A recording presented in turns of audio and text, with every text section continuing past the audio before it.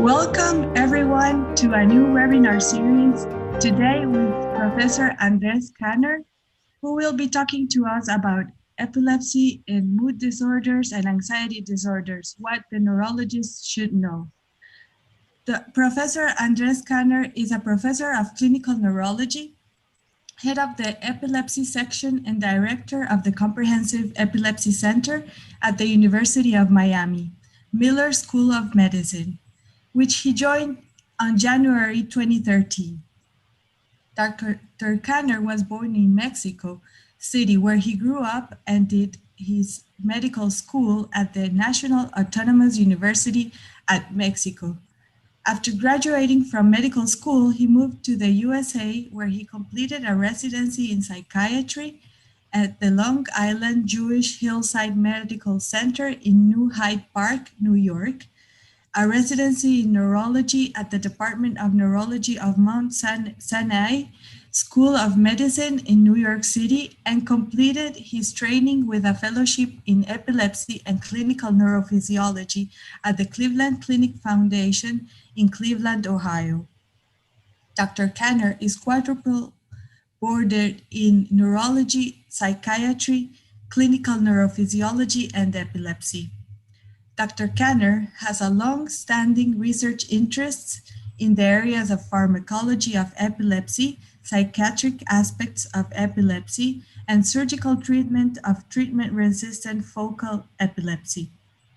He has authored and co-authored over 200 research publications, over 90 invited review articles, and over 100 book chapters, and he has edited 2 textbooks and co-edited 4.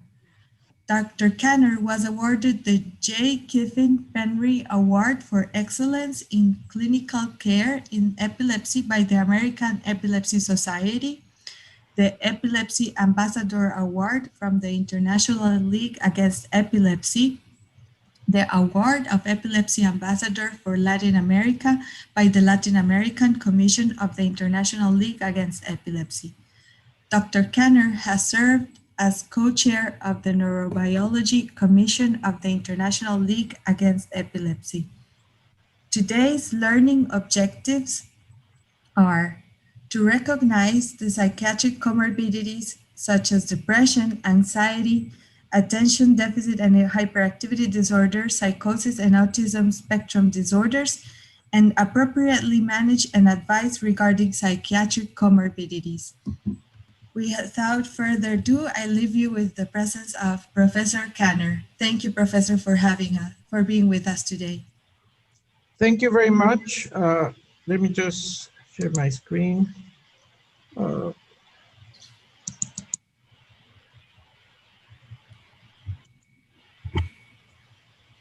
Can you see my slides? Yes. Could you put them in? Yeah. Okay. Yes, sure.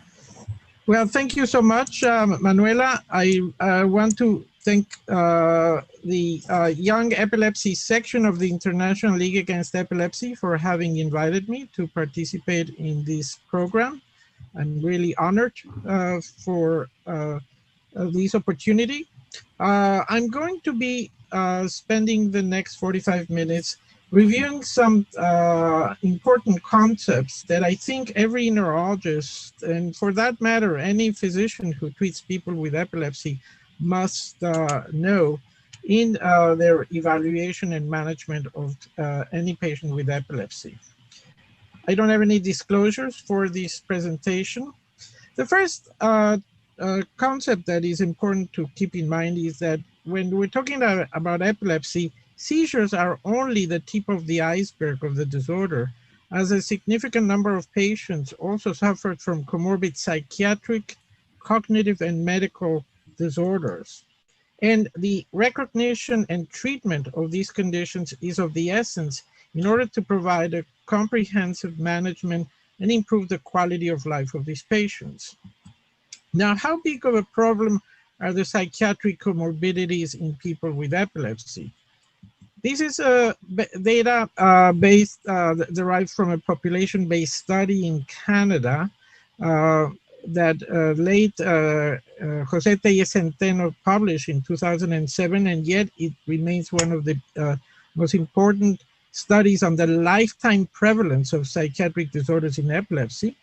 And as you can see, major depressive disorder in people with epilepsy is significantly more frequent than that of controls, and is seen in 1 out of every 5 patients with epilepsy. And remember, these are lifetime prevalence.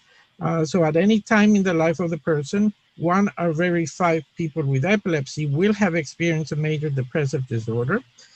Also, 1 out of every 5 people will have experienced an anxiety disorder. 1 out of every 3 people will have experienced a mood and anxiety disorder. 1 out of every 4 people will have experienced suicidal ideation at some point. And any psychiatric disorder is seen in 1 out of every 3 people with epilepsy. So as you can see, this is a common comorbidity that we should expect to see in most of our patients with epilepsy. And this is data derived from a population cohort, so that this is representative of what happens in most people with epilepsy. Now, we often think of psychiatric comorbidities as being a consequence of the epileptic disorder, but in fact, in people with epilepsy, we often may identify psychiatric conditions, and in this case, anxiety and mood disorder, before the onset of epilepsy or already present at the time of the diagnosis of epilepsy. This is data from a multi-center study that included sites in the US, Canada, Europe, and Australia, that included 366 subjects with focal epilepsy that were newly diagnosed. And the psychiatric disorders were identified with a structured interview, the mini international neuropsychiatric interview. As you can see, at the time of diagnosis of the focal epilepsy, already 1 out of every 4 people were meeting criteria for a mood disorder or an anxiety disorder. 1 out of every 3 people were meeting criteria for both mood and or anxiety disorder.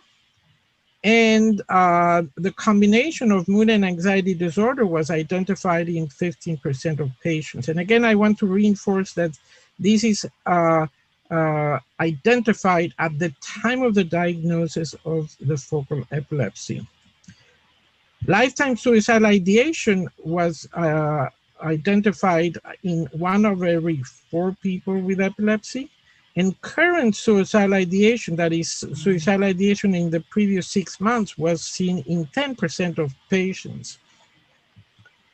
If we were to compare this statistic of suicidality with that of people with chronic intractable epilepsy, as illustrated in this slide of the multi-center study, you can see that 18% of people already had identified suicidal ideation, and 5% were reporting suicidal attempts.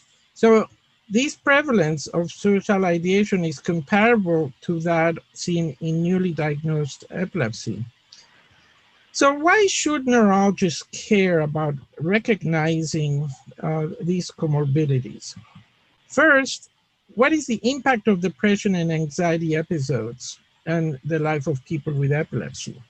First, if you have a history of depression and or anxiety preceding the onset of epilepsy, you have a 2-fold higher likelihood of developing treatment-resistant epilepsy. And this has been identified in several studies. Second, if you have a history of depression, your risk of completing suicide is 32-fold higher than that of the general population. And the risk of completing suicide in the presence of an anxiety disorder is 12 times higher than that of the general population. Early mortality or premature mortality has been identified in people with comorbid mood, anxiety disorders, as well as alcoholism and drug abuse in people with epilepsy compared to siblings and control in the general population. This was a population-based study done in Sweden. Next, if you have a history of depression and anxiety, you're going to be more likely to have a worse tolerance to anti-epileptic medication, and hence you'll need to undergo additional studies of blood levels and end up changing anti-epileptic medications. And this has been demonstrated in several studies. Anxiety and depression have been identified as one of the leading causes of poor quality of life in people with epilepsy.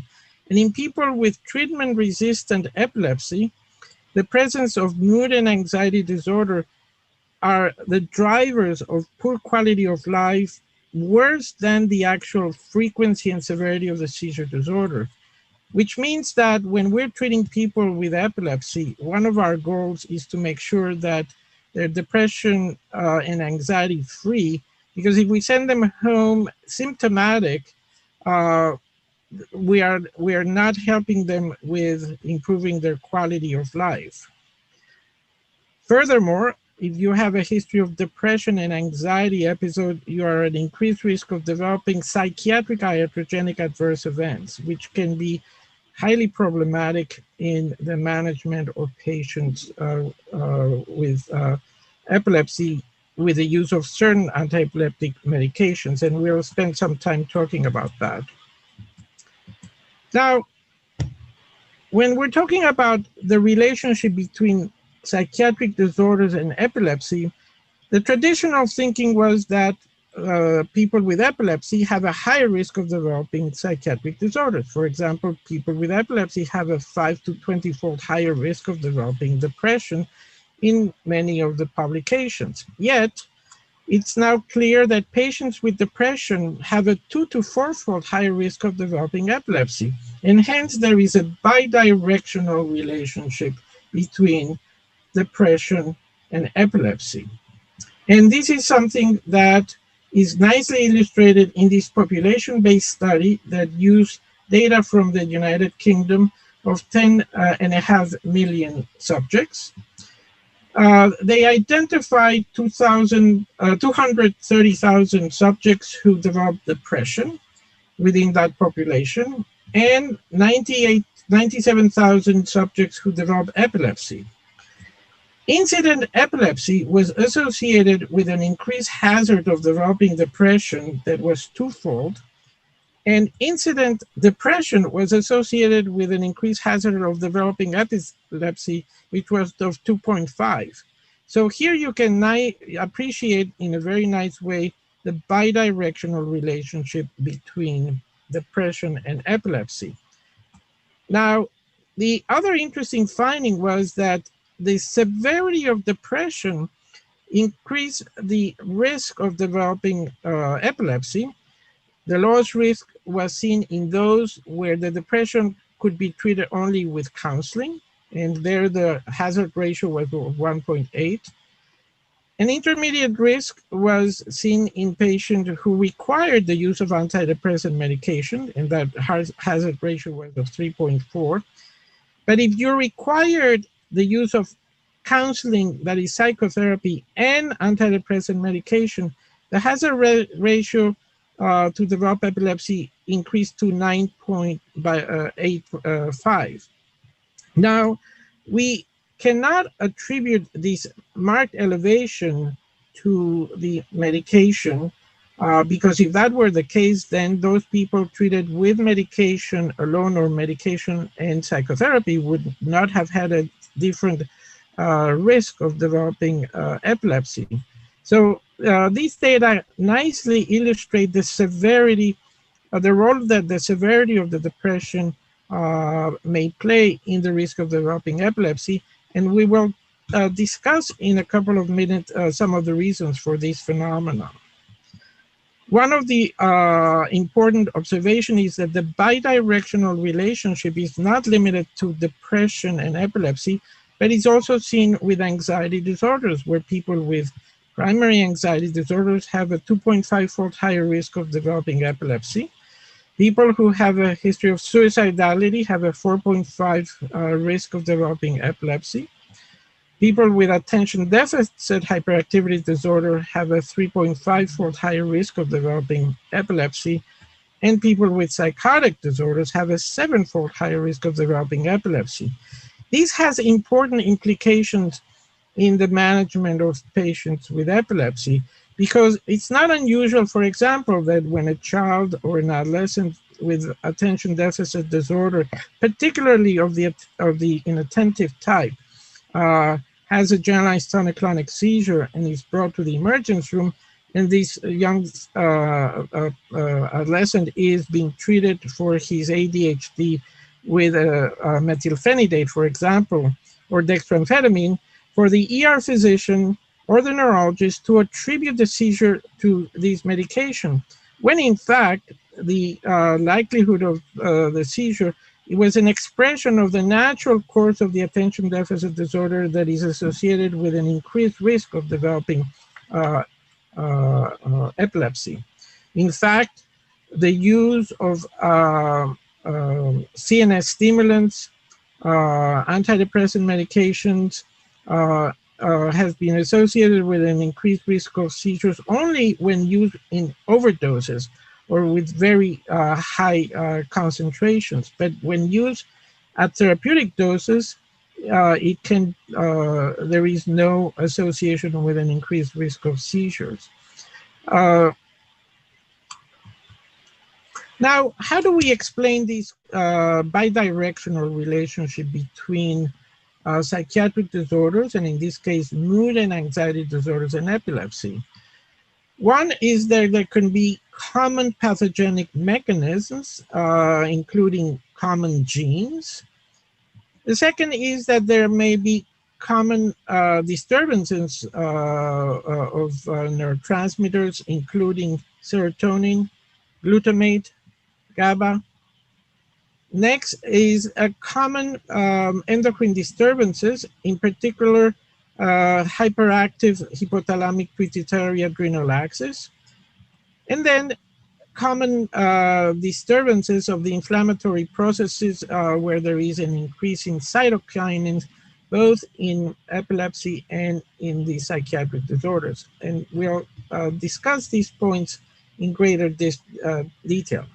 For example, serotonin is a neurotransmitter that is important in the pathogenic process of mood and anxiety disorders, and in fact is a target for pharmacotherapy of mood and anxiety disorders. What happens in people with temporal lobe epilepsy and major depressive disorders? What has been found is that the binding of the serotonin 1A receptor in people with temporal lobe epilepsy or in people with primary major disorder without epilepsy is decreased in common neuroanatomical structures such as the hippocampus, the insula, the amygdala, the cingulate gyrus, and the raphe nuclei. So what you can see is that the same neuroanatomical structures where there is decreased binding of serotonin 1A receptors in primary depressive disorders is also affected in primary temporal lobe epilepsy. What about glutamate? Glutamate, as you know, is a neurotransmitter that plays a pivotal role in the process of epileptogenesis and hyperexcitability mediating seizures. Now, what happens with glutamate in people with major depressive disorders? What has been found is that people with primary major depressive disorders have a high glutamate concentration in the plasma and in the central nervous, cerebral fluid.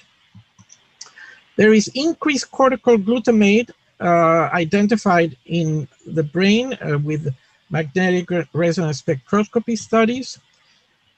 There is evidence today that NMDA antagonists can have an antidepressant effect in patients with treatment-resistant depressive disorders.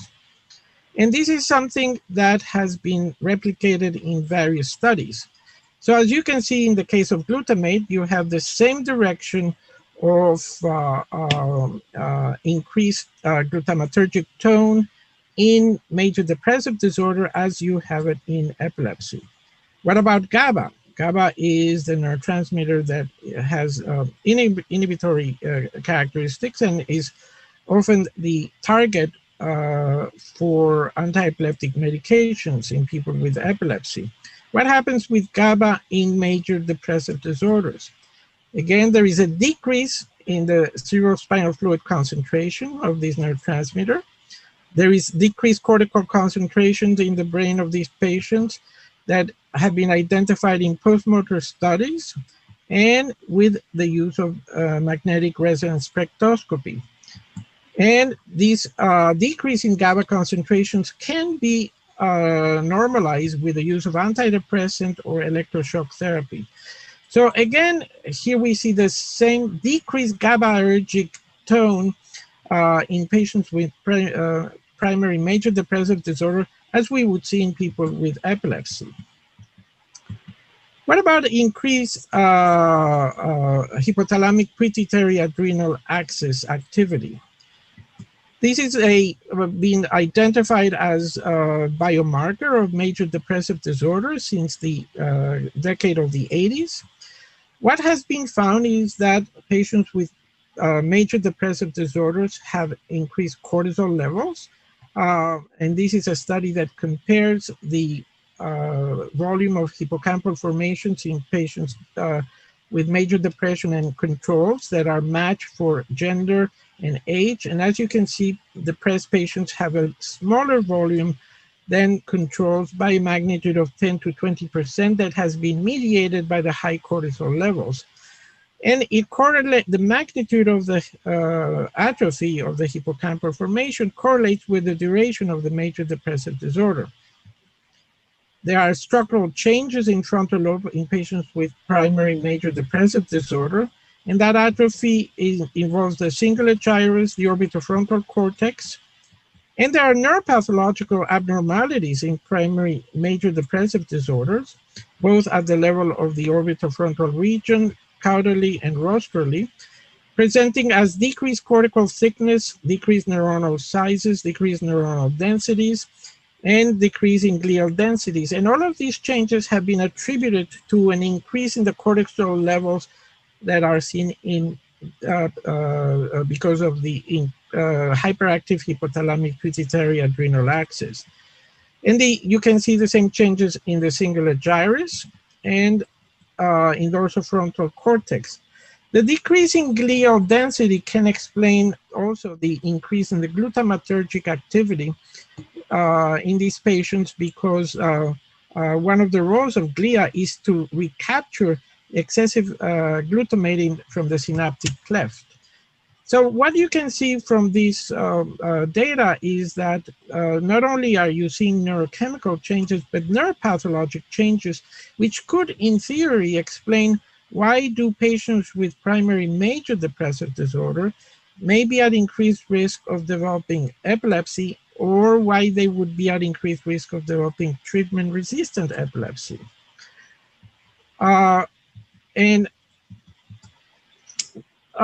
When it comes to inflammatory mechanisms, which has been identified as an important pathogenic mechanism in primary major depressive and anxiety disorders, we see them as well in people with epilepsy. These inflammatory mechanisms are mediated by pro-inflammatory cytokines, in particular interleukin-1 beta, interleukin-2, interleukin-6, interferon gamma, and tumor necrosis factor alpha. And these are being identified in animal models of depression and in clinical studies in patients with mood disorders. Interleukin-1 beta has been found to have proconvulsant properties and have been, and all these three cytokines have been found to be overexpressed in human brains of patients with temporal lobe epilepsy, patients with cortical dysplasia, and patients with tuberous sclerosis. And the proconvulsant activity has been found to be mediated by the increased glutamate concentration resultant by the reduction in glutamate uptake by glial cells and enhanced release from glial cells mediated by TNF-alpha. Now, what is a temporal relationship between psychiatric disorders, in this case, mood and anxiety disorders, and epilepsy? And this is something that is important for every physician to keep in mind. Now, as I said before, typically we think about mood and anxiety disorder as resulting or being a consequence of epilepsy, but as I showed before, these diagnoses can be present before the diagnosis of epilepsy and can be identified at the time of the diagnosis, or a careful history can identify a prior history of these mood and anxiety disorders. These can be heralded by a family psychiatric history, which increases the likelihood that a person will develop a mood and anxiety disorder or attention deficit disorder in first-degree relatives. The presence of a family psychiatric history can increase the likelihood of a patient with epilepsy developing these conditions after the onset of epilepsy, or the onset of anxiety and mood disorder after the onset of epilepsy can be the expression of a recurrence of a mood and anxiety disorder that had occurred before the onset of epilepsy. And the interaction between a family psychiatric history and a prior psychiatric history increases the risk of patients with epilepsy of developing these conditions. Therefore, it is essential that when you evaluate any patient with epilepsy, you identify whether the patient has had a prior history of mood, anxiety, or other psychiatric disorders prior to the onset of epilepsy, family psychiatric history, or a current psychiatric disorder. This is what I like to call the psychoplasm, and is an essential part of the evaluation of any patient with epilepsy. And you will see the reasons for that in a couple of seconds. Now, when we identify patients' psychiatric symptoms, we need to ask ourselves, what type of psychiatric symptoms are we witnessing? In the case of depression and anxiety episodes, these could be the expression of an interictal mood and or anxiety disorder, and those are the most frequently recognized. Those are the disorders that are occurring temporally independent of the seizure occurrence.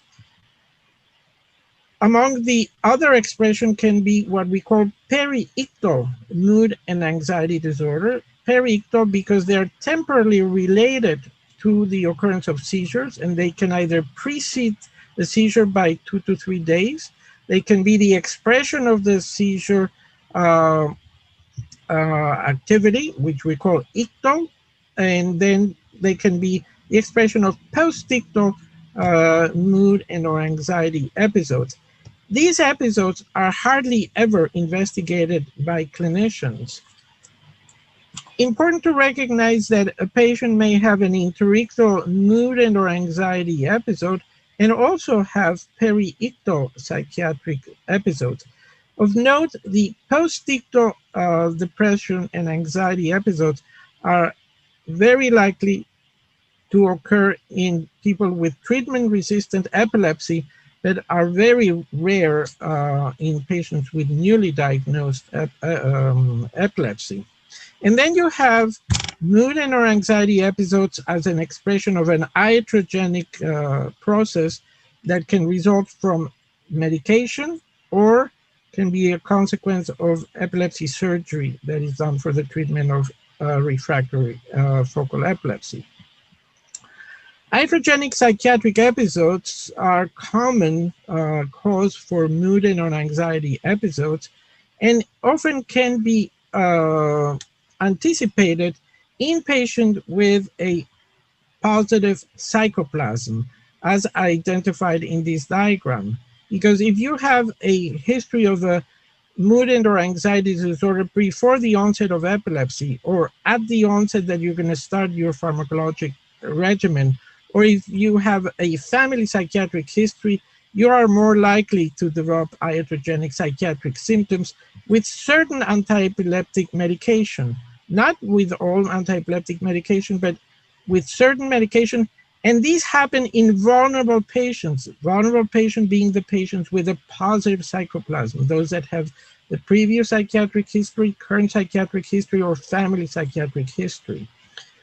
They can occur with the introduction of antiepileptic drugs that have a negative psychotropic properties, or by the withdrawal of antiepileptic drugs that have positive psychotropic properties in those patients. These are patients in whom the antiepileptic medication, because of their positive psychotropic properties, had under control a mood and or anxiety disorder, and when the medication are discontinued, they unmask this psychiatric symptomatology. And here is an example of the drugs that have negative psychotropic properties, and when adding these medications to patients with a previous psychiatric or current psychiatric history, can result in psychiatric disorders. Notice that among these drugs are drugs that are very frequently prescribed, such as levetiracetam, topiramate, and zonisamide. And so you have to be very careful when you prescribe those medications and make sure that if the patient has had a previous psychiatric history or a family psychiatric history, you let the patient and family know of the increased risk of psychiatric symptoms, so that if they were to happen, the medication can be switched. Or you may want to consider the use of antiepileptic drugs that have positive psychotropic properties if those medications are appropriate for the type of epilepsy or epileptic seizure that the patient has. Among the drugs that have positive psychotropic properties, you have 4 medications that have mood stabilizing properties, and they include carbamazepine, valproic acid,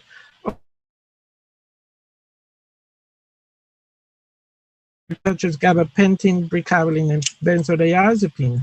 So if you were to discontinue these drugs in these patients, and these patients had a previous psychiatric history, you would be at an increased risk of unmasking these mood and or anxiety disorders. When you select your antiepileptic medications in the clinic, you're going to therefore need to look at the patient's psychiatric profile or the psychoplasm. And if they have a positive psychiatric history, you're going to consider the use of drugs that have mood stabilizing or anxiolytic properties, depending on the type of psychiatric profile of the patient. And obviously, taking into consideration that those medications are appropriate for the type of seizures and epilepsy that the patient has. And you will avoid, as a first line, antiepileptic drugs that have negative psychotropic properties, like as we said before. Now, intrictal episodes in people with epilepsy can mimic the type of intrictal disorders that patients without epilepsy have, such as major depressive disorder, dysthymia, and bipolar disorder, or they can have an atypical presentation known as the intrictal dysphoric disorder, which is seen mainly in patients with epilepsy and migraines, and have characteristics of a pleomorphic presentation of symptoms of irritability, depression, anxiety, some paranoia, and euphoric symptoms. Very often, these patients will have comorbid anxiety disorders. So it's not unusual that when you have a mood disorder, you should always look for anxiety disorder, because the comorbid occurrence is very frequent. And some of these patients may also have a personality disorder. In the case of anxiety episode, is the same situation. Now, what about peri-ictal episodes? Now, the ictal psychiatric symptoms are the expression of the seizure presenting with either a symptom of anxiety or a symptom of depression or a euphoric symptom. In this old study from 1956 of 100 patients with psychological auras, 21 had symptoms of depression, 61 had symptoms of fear, and 18 had pleasurable or displeasurable emotions as part of their auras. And as you know, the auras are what we call today focal aware seizures. The characteristics of these symptoms is that they occur all of a sudden. They're very short in duration, less than 30 to 45 seconds in duration, and they occur out of context of what the patient is experiencing. Very often, these patients can have postictal psychiatric symptom and interictal psychiatric symptoms. So it's not one or the other, but it can be one and the other. And the proper recognition between the ictal symptoms and interictal symptoms is of the essence to know how you're going to manage these patients. How do you distinguish ictal panic from panic attacks? And this is important consideration because this is one of the most frequent sources of diagnostic errors that is made in people with psychiatric disorders or focal epilepsy of mesiotemporal origin, particularly in the non-dominant hemisphere. When you have a ictal panic or ictal fear, the duration of the event is less than 30 seconds in duration. In contrast to patients with panic disorder, where the duration is between 5 and 20 minutes. So when you get a patient where they're reporting symptoms of fear or panic that lasts less than 30 or 45 seconds, you have to consider the possibility that these patients may be having an ictal panic and not a panic attack. The quality of the fear is also less intense in ictal panic, whereas in panic attacks, there is a sensation of impending doom. And this is very characteristic and is the cause of the development of agoraphobia in people with panic attacks, which is very rare in people with ictal panic. People with panic disorder usually have preserved consciousness, whereas ictal panic can have preserved consciousness, but they can become somewhat confused and they can have other symptoms suggestive of involvement of limbic structures such as feelings of déjà vu, jamais vu, excessive salivation, feelings of derealization or depersonalization, nausea, and vomiting. Those are key clinical symptoms that can help you distinguish between a panic disorder and ictal panic.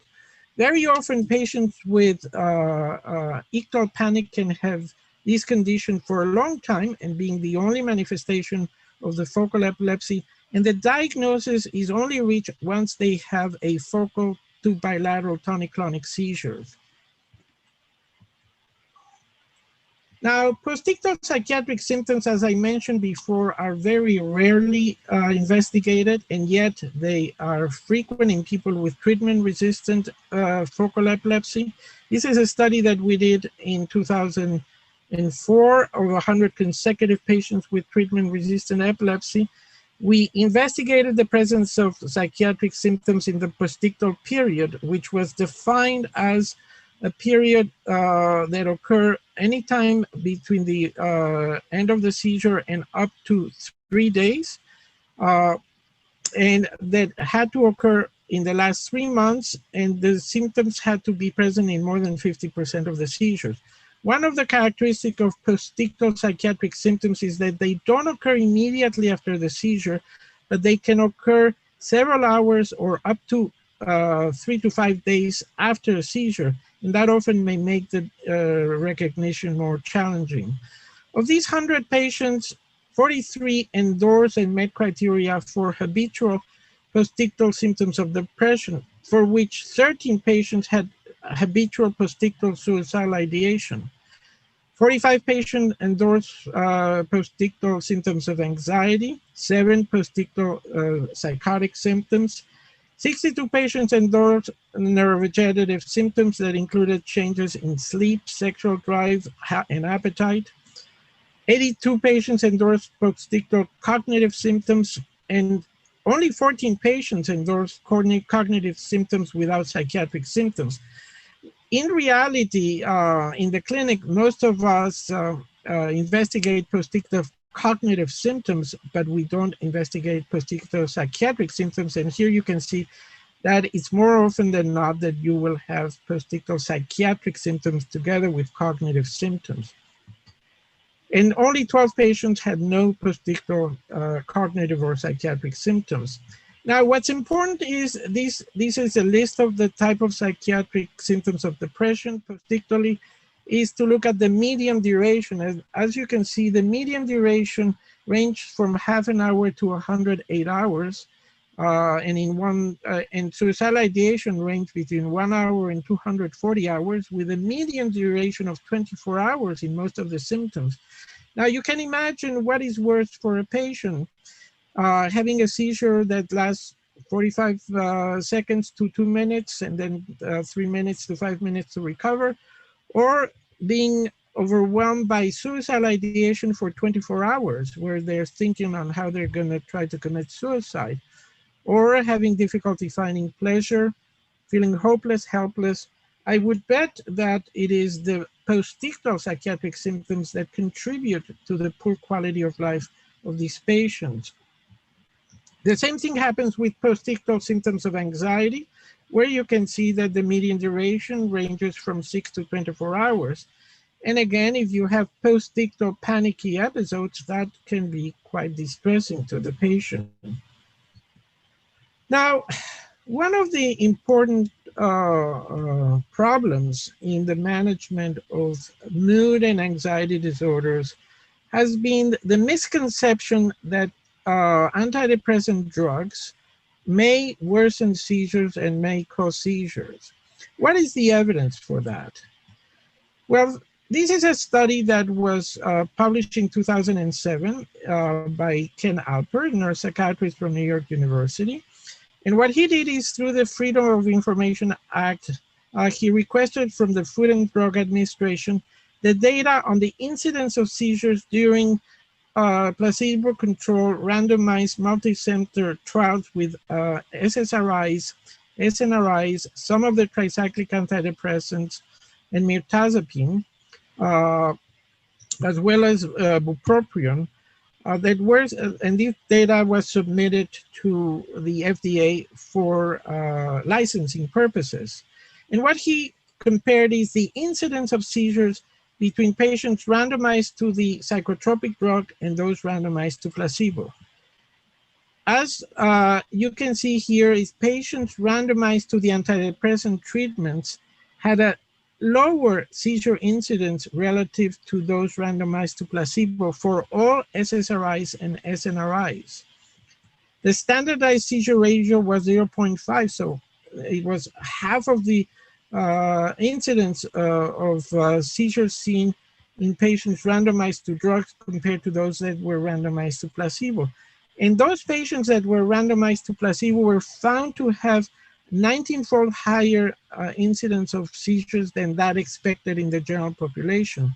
What these data support is the observation of the bidirectional relationship between depression, anxiety, and epilepsy, in that those patients with primary depression and anxiety have an increased risk of developing epileptic seizures, as seen by the increased seizure frequency in people randomized to placebo. What these data also show is that taking SSRIs and SNRIs at therapeutic doses not only is safe, but may actually have a protective effect against having seizures. And that may be because you're increasing the concentration of serotonin and norepinephrine that may play an anti-epileptic role, as suggested by the pathogenic mechanism seen in the a few minutes ago. Now, there were a couple of antidepressants that had a higher incidence of seizures when given the antidepressant than placebo, and those were clomipramine and bupropion, when used as an immediate release formulation. And obviously, in those patients, you may want to stay away from those drugs, but there is no need to use clomipramine anymore because the SSRI and SNRIs are, as effective as those drugs. Now, how can a neurologist in a busy outpatient clinic identify patients with depression and or anxiety disorders or suicidality in the outpatient neurology clinic? First, you can use self-rating screening instruments, and the ones that have been now recommended by International League Against Epilepsy and have been translated into multiple languages is the Neurologic Disorder Depression Inventory in Epilepsy, or NDDIE, and there is now a version also for adolescents. And this is for identifying patients with possible major depressive episodes, and it was specifically developed in people with epilepsy. It is an instrument that has 6 items, and it asks for the presence of these symptoms and their severity over the previous 2 weeks. In patients who score above 15, it is strongly suggestive with a sensitivity of close to 90% and a specificity also of close to 90% that this patient may be suffering from a major depressive episode. For anxiety, we recommend the use of generalized anxiety disorder, which is a 7-item instrument. Again, you are going to have the patient rate the intensity or severity of the 7 symptoms of the previous 2 weeks. A score above 10 is suggestive of generalized anxiety disorder and or panic disorder. These are instruments that will take 5 minutes or less for the patients to fill out, and they can complete them while they're waiting for their appointment. And you can give them at every visit to see whether the intervention you recommended has had an impact on their symptomatology. In order to identify patients at risk for suicidality, you can use the item 9 of the Beck Depression Inventory, which asks in the last 2 weeks if you've had any thoughts of killing yourself, if you've had thoughts of killing yourself but you wouldn't carry them out, or if you would like to kill yourself, or if you would kill yourself if you had a chance. Obviously, if your patient scores in 2 and 3, that patient is at increased risk of suicidal ideation and behavior, and those patients need to be evaluated immediately. And in my opinion, these instruments should be also included in the screening for these patients. If you get a patient that scores positive in this suicidal ideation screening instrument, the way of determining how serious it is by asking them what has kept you from acting on these thoughts. If the patient tells you, well, I'm very religious, or I have family, I have children, I would never do that to them, then you can be a little bit more comfortable on the urgency of getting the patients evaluated in the emergency room. But if the patient says to you, I'm just waiting for my gun to be delivered to my home, then that patient needs to be seen immediately in the emergency room. This is an example of data from an outpatient epilepsy clinic of 636 adults, 50% being women. And as you can see, 17% met criteria for possible major depressive episode, 20% met criteria for possible generalized anxiety or panic disorder. But when we look at how it distributed, most of the patients have met criteria for both conditions occurring together.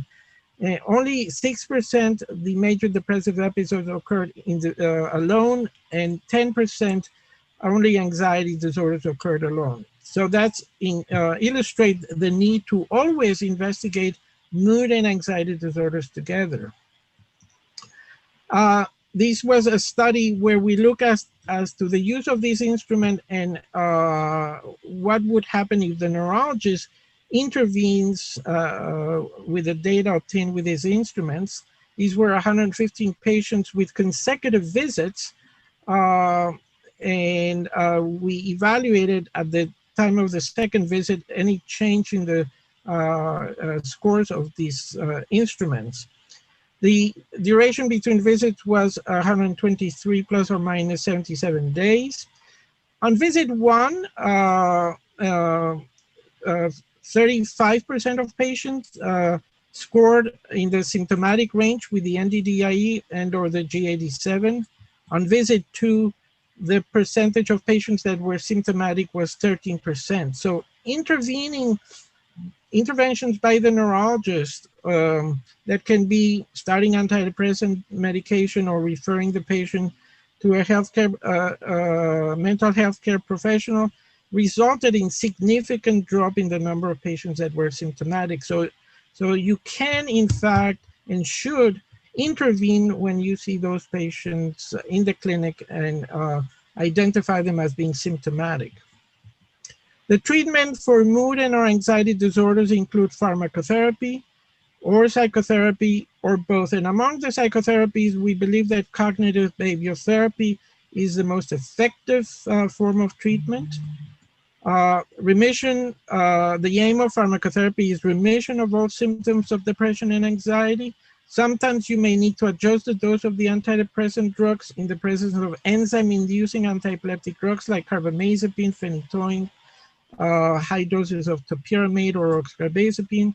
And some antiepileptic drug doses may need to be lowered in the presence of SSRIs like fluoxetine or fluvoxamine, which inhibit their metabolism. The good news is that the same drugs that you can use for depression are effective for anxiety disorder. And you want to start with SSRIs, such as citalopram, escitalopram, or sertraline, because those drugs have minimal or no pharmacokinetic interaction with antiepileptic drugs. If the patient is still symptomatic at maximal doses, you go to a second choice, which would include SNRI, venlafaxine or duloxetine, and you start at a low dose and you go up until the patient is symptom-free or reaches the maximal dose. If your patient has failed to become symptom-free after 2 antidepressant trials, that means that patient suffers from treatment-resistant depression and or anxiety and needs to be evaluated and treated by a psychiatrist. Mirtazapine is another choice that can be also used in patients with epilepsy. It's always important to rule out that the patient's depressive episode is not the expression of a bipolar disorder, because in those patients, the use of antidepressant medications should be always used with a mood stabilizing agent, because otherwise the antidepressants can trigger the occurrence of a manic or a hypomanic episode and worsen the course of the bipolar disorder. How do you know that a patient may have a bipolar disorder? 1, if there is family history of bipolar disorder. 2, if the first major depressive episodes occurred in childhood or adolescence. And 3, if previous trials with an antidepressant medication resulted in the occurrence of hypomanic or manic episodes. This table shows the different SSRIs and SNRIs that we use, and as you can see, they're effective both in depression, panic disorder, generalized anxiety disorders. You start at a low dose and you work your way up to symptom freedom, side effects, or maximal doses are achieved. So the points to take home is that in patients with epilepsy, mood and anxiety disorders are relatively frequent psychiatric comorbidities. They yield serious and negative impact on the management of the seizure disorder and the life of these patients at several levels, such as worse seizure control, worse tolerance of antiepileptic drugs, increased suicidal risk, worse quality of life, and depression and anxiety can be safely treated with SSRIs and or SNRIs. And with that, I want to thank you for your attention, and I'll be happy to take any questions. Thank you. Thank you, Professor Kenner, for this wonderful and very comprehensive presentation. Actually, we had some questions, but many of them were answered during the talk. But there's one question, and it's, how would you differentiate bipolar disorder from the interictal dysphoric disorder that has euphoria and other symptoms that can be related or very confusing to differentiate? Yes, that is an excellent question, and in fact, I didn't include this in my presentation, but in fact, the incidence of bipolar symptoms is significantly more frequent in people with epilepsy than in the general population. In the general population, bipolar symptoms are identified in 1 to 2%, whereas in people with epilepsy, they've been identified in up to 12% with several instruments.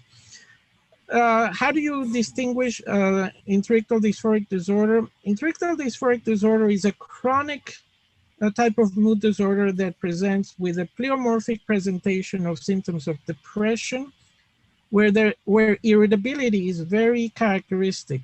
Irritability, poor frustration tolerance, and they also have anxiety symptoms.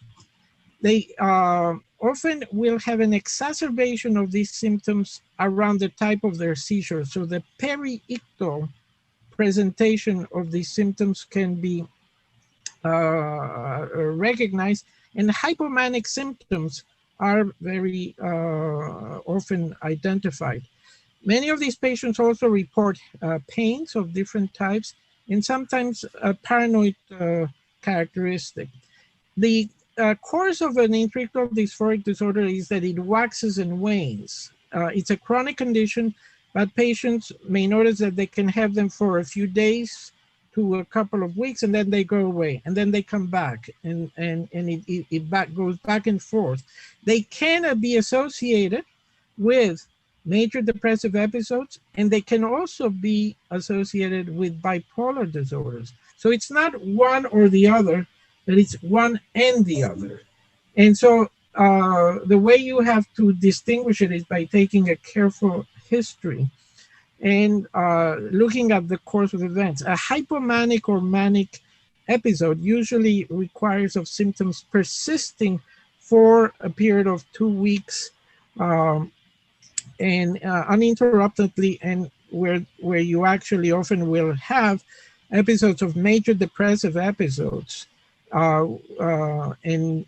They can either have a mixture of depression and manic or hypomanic episodes, or they may have a majority of depressive episodes and occasional hypomanic episodes. There is a whole spectrum with which, in a recent study, what we have found is the increased suicidality in people with epilepsy is more predictable in patients with bipolar disorders and anxiety disorders than in patients with major depressive disorder. So recognition of the bipolar disorder is very important. Perfect. And these screening tests that you propose should be accompanied by, like, let's say if one patient has a positive screening test, if, for example, for major depression, should I refer him or her to psychiatrist, or can the neurologist per se treat these patients? So that depends on the level of comfort that the neurologist has. I think that what we have to understand is that these self-rating screening instruments by themselves are not diagnostic, don't establish an absolute diagnosis of depression or anxiety disorders. Those are instruments that tell you this patient has a high probability of having a major depressive episode, or of having generalized anxiety disorder, or having panic disorders.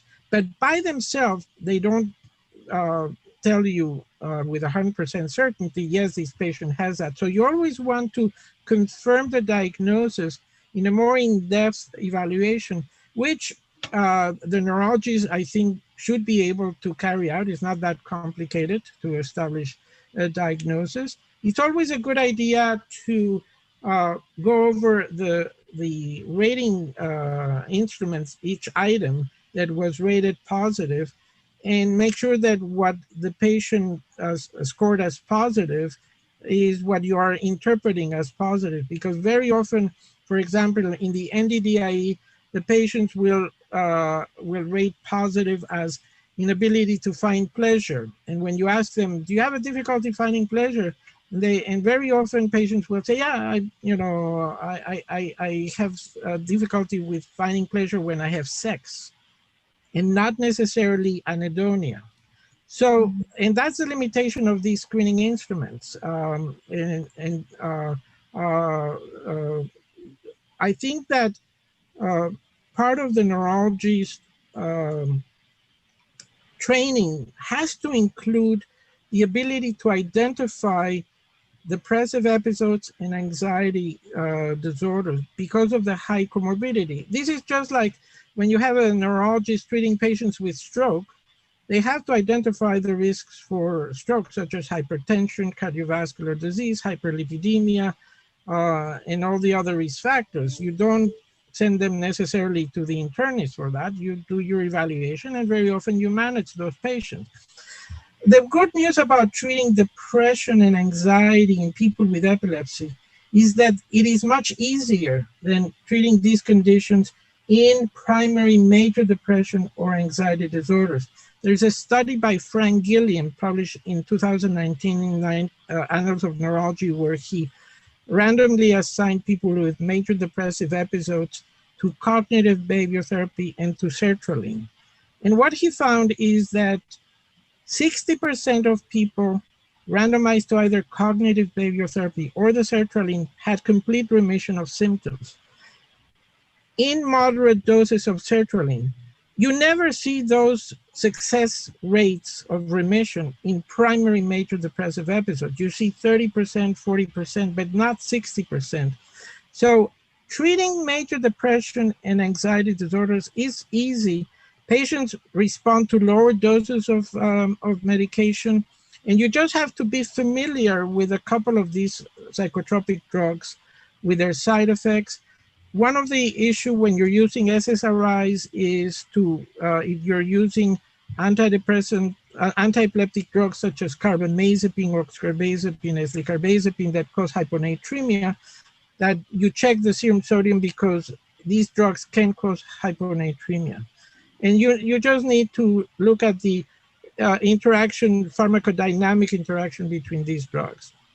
But it's relatively easy to treat comorbid mood and anxiety disorders. The type of mood and anxiety disorders that neurology should never treat is bipolar disorders. Those should be treated by psychiatrists, patients who are suicidal, and patients who have psychotic disorders.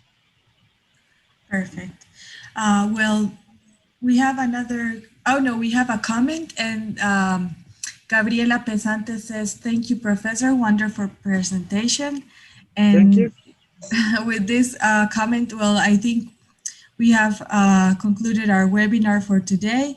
I thank you a lot for being here with us, for sharing your knowledge with us, and we'll see you very soon, I hope, in another webinar. Thank you all also for participating. Have a great day.